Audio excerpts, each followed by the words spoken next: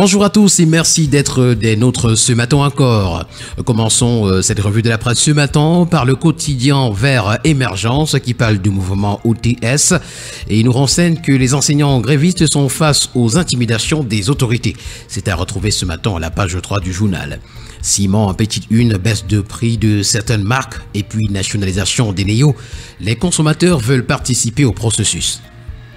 À la grande une du quotidien de la santé connu ce matin, on parle des élections à l'Ordre national des médecins du Cameroun et avec le docteur Claude Nguy Kamta, neurochirurgien qui veut calmer les nerfs des médecins.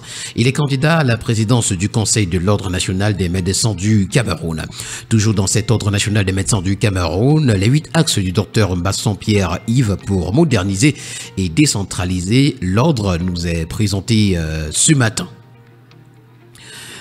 À la grande une du bi-hebdomadaire Le Point, Garo Nozo, expansion ouest, le deal.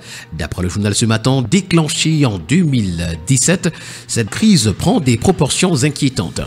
Elle s'étend désormais dans la région de l'ouest. Au vu de la recrudescence des attaques revendiquées dans plusieurs localités de Grassville, y aurait-il des raisons de croire que ces derniers bénéficient du soutien de certains membres de l'establishment qui espèrent profiter des négociations avec le pouvoir?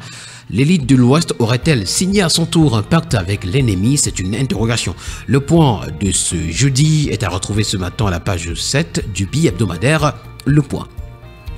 À la grande une du quotidien, mutation, parle également de troubles au Cameroun, Nozo, Boko Haram, l'adieu aux armes. 5 ans après la création du comité dédié, l'expérience camerounaise en matière de désarmement, démobilisation et réintégration des ex-combattants recueille des résultats probants. Fayengo Francis et son équipe entendent aller bien plus loin ce matin à la page 5 du quotidien Mutation. Le quotidien Nouvel Horizon, dans sa parution de ce jour, s'intéresse à la vie chère et nous présente les villes les plus chères au Cameroun. La capitale de la région de l'Est affiche un taux d'inflation de l'ordre de 10,2%. Elle est suivie dans cette lancée par les villes de Gaoundéré, Bolova et Bafoussam, avec respectivement 8,2%, 8% de taux d'inflation. Sur les 10 régions que compte le Cameroun, celles-ci forment le trio des villes les plus chères sur les 9 premiers mois de l'année. Selon l'Institut international de la statistique, l'inflation au Cameroun se chiffre en moyenne annuelle à 7,8%, portée principalement par les composantes produits alimentaires, 12,8%, et transport, 11,5%. Sur l'ensemble du territoire, l'inflation se fait ressentir différemment d'une région à une autre. Toujours est-il qu'elle est belle et bien présente, vu que sur les 10 régions que compte le Cameroun, toutes ont traversé le seuil communautaire d'inflation de 3% en zone CIMAC. À la grande une du quotidien Info Matin, Yaoundé et ses environs, des stocks disponibles et suffisants du super carburant à l'instar des autres produits pétroliers raffinés. Le constat a été fait donc le 29 novembre par des équipes du ministère du Commerce lors d'une descente dans plusieurs stations-service et au dépôt SCDP SAM. Approché, le chef des dépôts adjoints, Gabriel Iteki Ebokolo, fait également savoir que c'est un attelage logistique défectueux qui est à l'origine des perturbations observées dans la chaîne d'approvisionnement ces derniers temps et rassure que la pièce remplacée, la situation est de retour à la normale. C'est à retrouver ce matin à la page 3 du journal. Le quotidien L'Info à chaud paraît également en kiosque ce matin. Signature convention de partenariat quadripartite IAI Cameroun, GFN, ISMAM, Google Cloud. L'accès à la certification Google désormais à la portée des étudiants, nous renseigne le journal. La cérémonie relative s'est déroulée au Centre d'excellence technologique Paul Biya, IAI Cameroun. C'était le lundi 27 novembre. Les étudiants sont désormais dans le cloud de Google. En petite une ce matin, communication tronquée sur la perturbation du réseau d'approvisionnement des produits pétroliers. Le DG de la SCDP rassure sur la disponibilité des stocks et puis accès à la cimenterie Simancam de Nomayos, environ 6 milliards de francs CFA pour soutenir l'investissement privé. Le bi-hebdomadaire L'équation est un kiosque ce matin et parle du ministère des Transports. Paul Biya et les grandes réformes dans tous les secteurs nous sont présentés ce matin à la grande une. Pour le quotidien Econews, on parle du centre des urgences de Yaoundé-Curie.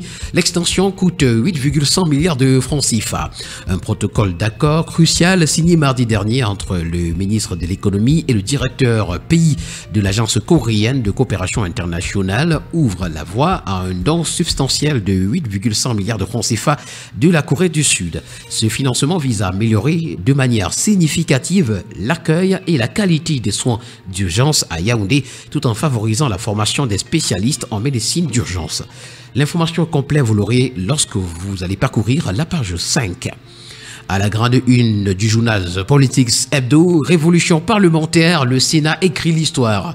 D'après le journal, le Sénat, représentant les collectivités territoriales décentralisées, est en session depuis le 10 novembre 2023. Plusieurs projets de loi ont été déposés. Le projet de loi autorisant le président de la République à ratifier les statuts relatifs au Fonds monétaire africain, celui relatif au code minier, celui relatif à l'accord de coopération militaire entre le Cameroun et la Russie, ainsi que bien d'autres.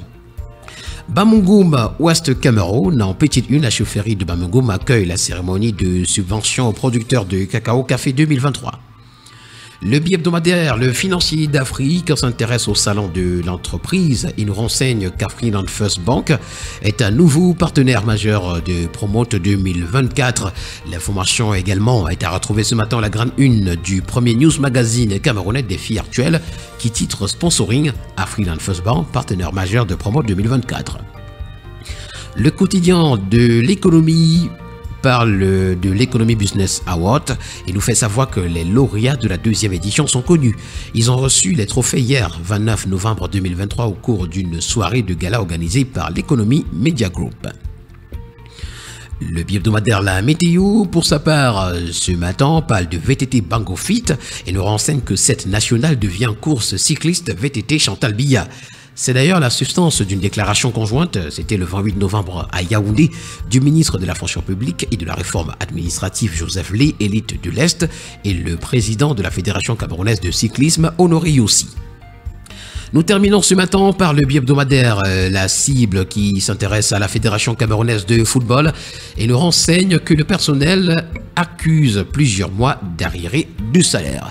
Mesdames et messieurs, merci d'avoir été des nôtres ce matin encore. Rendez-vous demain pour la toute première sortie du mois de décembre. Au plaisir de vous retrouver demain.